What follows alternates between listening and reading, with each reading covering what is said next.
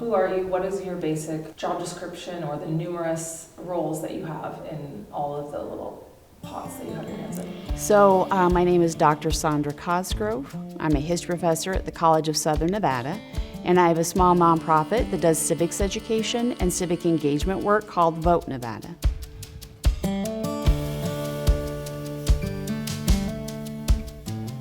Okay, so what we want to do today is I've got like a one-page explainer, a little summary of the 7 ballot questions that we're going to have this election cycle. Fortunately, there's 3 of them that are pretty easy to understand.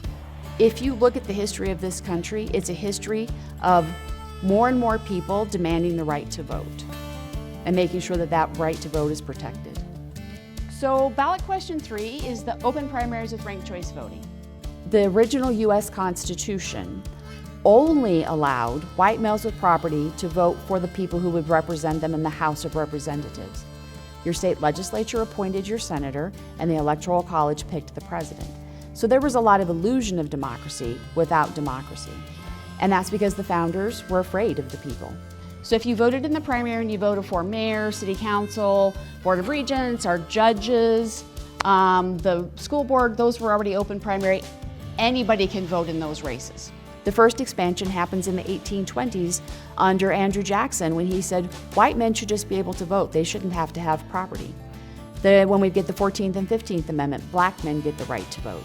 White women get the right to vote really with the 19th Amendment, and then there's the struggle for women of color and people of color to actually have voting rights and not get lynched. Our whole history has been about getting more people to vote. The top of the ticket races are called closed partisan primaries. So that means if you're voting for legislature, members of Congress, the constitutional office, that would be like governor, lieutenant governor, but also members of the House and the Senate, closed primaries are only about 100 years old. Before the progressive period, it was just the political bosses just hand-selected the candidates, and that's the way it was done. The primary system was supposed to enfranchise voters within a party to be able to push back and say, no, this is who we want to be the nominee. In those, you have to be registered as a Democrat to vote in the Democratic primary, or registered as a Republican to vote in the Republican primary. This is saying just make the top of the ticket look like bottom of the ticket, have everybody, no matter what race they're in, be on a unified, just one ballot, and don't prohibit people from voting.